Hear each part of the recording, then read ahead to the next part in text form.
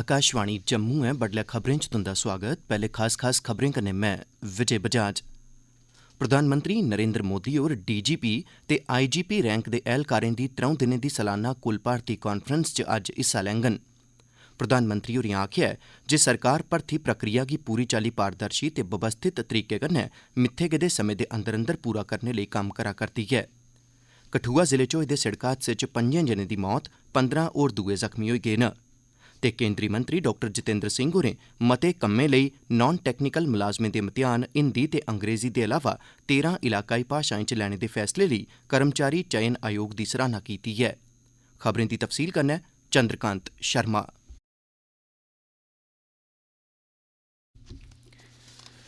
प्रधानमंत्री नरेंद्र मोदी होर डीजीपी ते आईजीपी रैंक दे अफसरें दी 3 दिनें दी सालाना कुल भारती कांफ्रेंस च अज्ज हिस्सा लैङन। एह् बैठक कल नमीं दिल्ली च शुरू होई ही। गृहमंत्री अमित शाह होरें कल पैह्ले दिन इस बैठक दी प्रधानता करदे होई आखेआ जे प्रधानमंत्री नरेंद्र मोदी हुंदी अगुवाई आह्ली सरकार दे मातैह्त भारतीय एजेंसिएं अपना वर्चस्व कायम कीता ऐ। उनें आखेआ जे मौजूदा समें च भारत पूरी चाल्ली सुरक्षित ते इक खरी हालत च खड़ोते दा ऐ। तकरीबन 100 जने जिंदे च राज्यें ते केंद्र शासित प्रदेशें दे डीजीपी, सीआरपीएफ ते होर दुए केंद्रीय बलें दे प्रमुख शामल न। ओह् इस बैठक च हिस्सा लैंदे होई बक्ख-बक्ख मुद्दे जिआं साइबर अपराध, पुलिस मैह्कमे च तकनीक दा इस्तेमाल, आतंकवाद दा सामना करना सरबंधी चुनौतियां बगैरा शामल न, इंदे बारे च सलाह सूत्र करङन। प्रधानमंत्री नरेंद्र मोदी होरें आखेआ जे सरकार भर्थी प्रक्रिया गी पूरी चाल्ली पारदर्शी ते खरी चाल्ली मित्थे गेदे समें दे अंदर अंदर पूरा करने लेई कम्म करा करदी ऐ। रोजगार मेले दे तैह्त नमीं दिल्ली च बक्ख-बक्ख केंद्रीय मैह्कमें तैह्त वर्चुअल तरीके कन्नै कोई 71,000 नियुक्ति पत्र बंडने दे मगरा अपने संबोधन च प्रधानमंत्री होरें आखेआ जे एह्दे कन्नै हज़ारां परोआरें दी मेद दी इक नमीं किरण हासल होई गेई ऐ। उनें आखेआ जे एह् रोजगार मेला सरकार दे इस ध्येइये गी पक्का करदा ऐ जे औने आह्ले दिनें च देशै दे होरनें युवाएं गी बी रोजगार देइयै उनेंगी सशक्त बनाया जाग।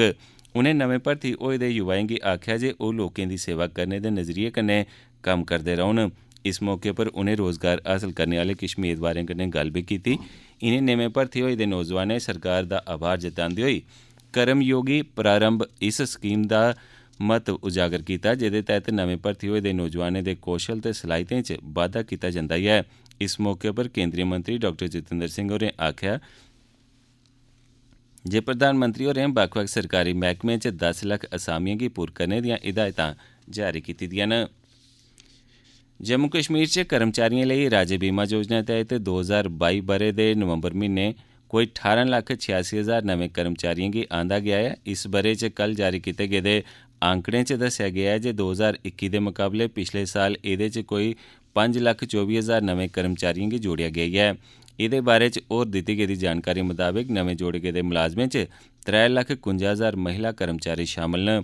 एह्दे अलावा कोई 22,000 नमें इदारें गी बी 2022 दे नवंबर म्हीने इस योजना तैह्त आंदा गेआ ऐ तां जे ओह्दे मुलाजमें गी बी इस स्कीम दा पूरा फायदा हासल होई सकै। उद्योग ते बंज बपार मैह्कमे दे प्रधान सचिव प्रशांत गोयल होरें कल सांबा दे उद्योगिक इलाके दा दौरा लाया ते नमिएं उद्योगिक बस्तिएं ते इंदे विकास ते एह्दे लेई जमीन दी दस्तयाबी दी समीक्षा कीती। प्रधान सचिव होरें बड़ी ब्रैह्मणा तैह्सील दा बी दौरा लाया, जित्थें उनेंगी एह् जानकारी दित्ती गेई जे निशानदेही करने मगरा सारी उपलब्ध जमीन सिडको गी सौंपी दित्ती गेई ऐ। उनें उद्योगिक खेतर दी स्थापना लेई उद्योग मैह्कमे पासेआ कीते गेदे कम्में दे कन्नो कन्नी करथोली तोड़ी जाने आह्ली मुतबादल सड़क आह्ली थाह्र दा बी मुआयना कीता। एह्दे मगरा प्रशांत गोयल होरें सांबा तैह्सील दे करंडी इलाके दा बी दौरा लाया, जित्थें उद्योगिक खेतर दे विकास लेई कोई 364 कनाल जमीन दी निशानदेही कीती जाई चुकी दी ऐ ते इसी उद्योगिक मैह्कमे गी उद्योगिक इदारें दी स्थापना लेई तौले गै कम्म शुरू करने लेई आखेआ गेआ ऐ। प्रधान सचिव होरें उत्थें ड्राई पोर्ट दा बी दौरा लाया ते उत्थें चला'रदे कम्में काजें दा मुआयना कीता। इस मौके पर उनेंगी दस्सेआ गेआ जे इस माली ब'रे दे खीरे तोड़ी एह् पोर्ट कम्म करना शुरू करी देग। सांबा दियां डिप्टी कमिशनर अनुराधा गुप्ता होरें प्रधान सचिव होरें गी एह् जानकारी दित्ती जे उद्योगिक इलाका कटली दी जमीन लेई निशानदेही आह्ला कम्म पूरा करी लैता गेदा ऐ।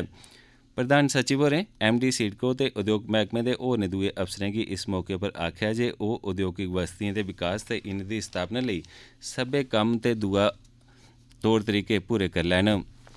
कठुआ दे डीडीसी चेयरमैन रिटायर कर्नल महान सिंह होरें कल आखेआ जे सरकार आसेआ शुरू कीते गेदे जल जीवन मिशन कन्नै कंढी इलाके च पानी दी कमी गी दूर करने च मती मदद थ्होई ऐ। कठुआ दे हटली इलाके दे त्रिवंड पंचायत ट्यूबवैल दा उद्घाटन करने मगरा उनें लोकें गी भरोसा दोआया जे औने आह्ले दिनें च होरनें इलाकें च बी इस्सै चाल्ली दी सहूलत दस्तयाब करोआई दित्ती जाग। उनें दस्सेआ जे इस इलाके च 6 करोड़ रपेऽ दी लागत कन्नै पानी सप्लाई आह्लिएं 3 स्कीमें पर कम्म कीता जा'रदा ऐ। कर्नल महान होरें आखेआ जे जम्मू कश्मीर दी सरकार लोकें कन्नै जुड़े दे सब्भनें मसलें गी हल करने लेई पूरे जोरें कन्नै कम्म करा करदी ऐ। मैह्कमा राई बाई आसेआ मैंढर सब डिवीजन च कैपेक्स बजट तैह्त ब्लाक मनकोट ते ब्लाक मैंढर दिएं 10 बक्ख-बक्ख पंचायतें गी मक्कें दे दाने छिट्टें थमां बक्ख करने आह्ली मशीन मुफ्त उपलब्ध करोआई गेई ऐ। जिला विकास काउंसल पुंछ दे उप प्रधान इंजीनियर मोहम्मद अशफाक होरें इस कार्यक्रम दी प्रधानता कीती। एह् मशीनां इनें पंचायतें गी सब्भनें लोकें दे सांझे इस्तेमाल लेई उपलब्ध करोआइयां गेईआं न ते एह् इलाकें दिएं बक्ख-बक्ख पंचायतें गी बारी-बारी दित्तियां जाङन। मक्क पुंछ जिले च इक मुक्ख फसल दे तौर पर राही जंदी ऐ ते मते सारे करसान अजें तोड़ी एह् मशीन कराए उप्पर गै लैंदे रेह् न। इस करियै करसानें दिएं जरूरतें गी दिक्खदे होई एह् मशीनां सरकार आसेआ उनेंगी मुफ्त उपलब्ध करोआइयां जा करदियां न। उनें दस्सेआ जे जिला पुंछ च मरहलेवार तरीके कन्नै इस किस्मै दियां कोई 229 मशीनें सब्भनें पंचायतें गी बारी-बारी उपलब्ध करोआइयां जाङन। मैंढर दे मैह्कमा राई बाई दे सब डिवीजन अफसर हरविंदर सिंह होरें इस मौके पर आखेआ जे उंदे ब्लाक दिएं कोई 58 पंचायतें गी अजें तोड़ी इस स्कीम तैह्त आंदा गेआ ऐ ते बाकी दिएं 17 पंचायतें गी बी तौलें गै एह्दे तैह्त शामल कीता जाग। एह् खबरां तुस आकाशवाणी जम्मू थमां सुना'रदे ओ ते हून बाकी दिएं खबरें कन्नै विजय बजाज। जम्मू खित्ते दे कठुआ जिले च होए दे सड़क हादसे च 5 जनें दी मौत होई गई जिसलै कि 15 होर दूए जख्मी होए न। एह् हादसा कल संझां उसलै पेश आया जिसलै बिलावर इलाके दे तन्नू पड़ोल इलाके च इक गड्डी सड़कै शा रुलकियै कोई 150 मीटर डूंह्गी खड्डै च जाई पेई। जख्मियें गी बिलावर दे अस्पताल पजाया गेआ। इस बारै होर जानकारी गी अजें बलगेआ जा करदा ऐ। तोआईं लेफ्टिनेंट गवर्नर मनोज सिन्हा होरें इस हादसे पर बड़ा मता दुख ते बसोस जताया ऐ। उनें हादसे च मरोने आह्लें दे परोआरें कन्नै दिली हमदर्दी जताई ते जख्मियें दे तौले नरोए होने दी कामना कीती। उनें जिला प्रशासन गी हिदायतां जारी कीतियां न जे जख्मियें गी हर चाल्ली दे इलाज मुआलजे दी सहूलत उपलब्ध करोआई जा। केंद्री मंत्री डॉ जितेंद्र सिंह होरें कर्मचारी चयन आयोग दे इस फैसले दी सराहना कीती है जे उनें बक्ख-बक्ख कम्में लेई नॉन टैक्नीकल मुलाजमें दे मतेयान हिंदी ते अंग्रेजी दे अलावा 13 इलाकाई भाषाएं च लैने दा फैसला लैता है। इस चाल्ली दा फैसला पैह्ली बारी कीता गेआ ऐ। मंत्री होरें आखेआ जे इस फैसले कन्नै केईं राज्यें दे मेदवारें दी बड़ी परानी मंग पूरी होई जाग ते कन्नै गै बड्डी तादाद च देशा दे बक्ख-बक्ख हिस्सें दे मेदवारें गी फायदा बी पुज्जग। उनें आखेआ जे इस ऐतिहासिक गैं दे मगरा बल्लें-बल्लें संविधान च शामल सब्भनें भाषाएं च इस चाल्ली दे मतेयान लैने दी बवस्था कीती जाग। जम्मू कश्मीर च 4 थमां 14 फरवरी तोड़ी सारस मेले 2023 दा सरिस्ता कीता जाग जेह्दे च मुल्खै दे बक्ख-बक्ख हिस्सें थमां कारीगर ते महिलाएं दे आप सहायता समूह हिस्सा लैङन। खाने पीने ते संस्कृति कन्नै जुड़े दे राष्ट्री सतह दे इस मेले दौरान देशा दे बक्ख-बक्ख राज्यें ते केंद्री राज प्रबंधन आह्ले इलाकें दे उत्पादें ते उंदी संस्कृति दी झलक दिक्खने गी थ्होग। एह्दे अलावा एह् मेला एह्दे च हिस्सा लैने आह्ले कारीगरें गी अपने उत्पादें दा प्रचार प्रसार करने ते उंदी बिक्री आस्तै इक मंच बी उपलब्ध करोआग। इस बारै जानकारी जम्मू कश्मीर ग्रामीण आजीविका मिशन दिएं मिशन डायरैक्टर इंदू कमल चिब होरें मेले दे आयोजन बारै बक्ख-बक्ख मैह्कमें कन्नै लाई गेदी बैठक दी प्रधानता करदे होई दित्ती। जम्मू च लोआए जाने आह्ले इस सारस मेले दौरान तकरीबन 75 स्टाल ते खाने पीने आह्ले पंडाल ते नमैश वगैरा बागे बाहू दे नेड़े लोआई जाग। 11 दिनें तगर चलने आह्ले इस मेले दौरान 5 राज्यें ते केंद्र शासित प्रदेशें थमां कारीगर ते आप सहायता समूह हिस्सा लैङन। डोडा दे जिला प्रशासन ने कल जिला चुनां अफसर विशेष पाल महाजन हुंदी अध्यक्षता च वर्चुअल बैठक राएं 13वें मतदाता ध्याड़े दी गतिविधिएं गी खीरी रूप दित्ता। इस बैठक च गणतंत्र दिवस 2023 गी मनाने दे इंतजामें बारै बी गल्लबात होई ते कन्नै गै बक्ख-बक्ख गतिविधिएं ते कार्यक्रमें जिंदे च शपथ समारोह, विद्यार्थिएं ते आम लोकें दी रैली ते सामुदायिक हाल डोडा च जश्न शामल न, उनेंगी व्यवस्थित तरीके कन्नै करोआने गित्तै दिशा निर्देश जारी कीते गे।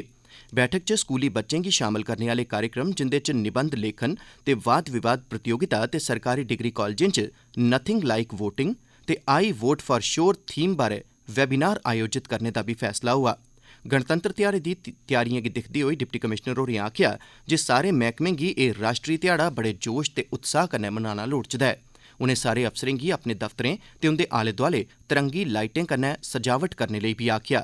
उनें ग्राएं पिंडें ते शैहरें दे लोकें कन्नै भारत दी आज़ादी दे 75 ब'रे पूरे होने पर इस राष्ट्री ध्याड़े गी बड़े जोश, जज्बे ते उत्साह कन्नै मनाने लेई गुजारिश कीती। बैठक च भारती निशानेबाज चैन सिंह बी शामल होए।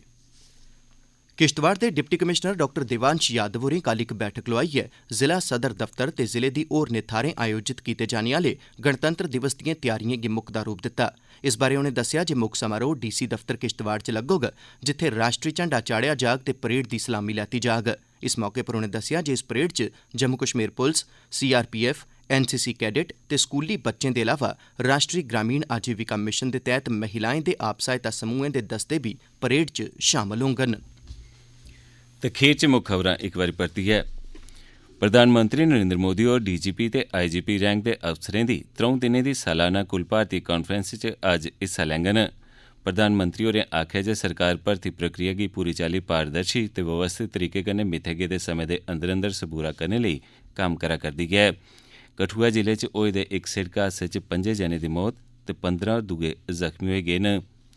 एह्दे कन्नै गै खबरें दा एह् बुलेटिन समाप्त होंदा ऐ।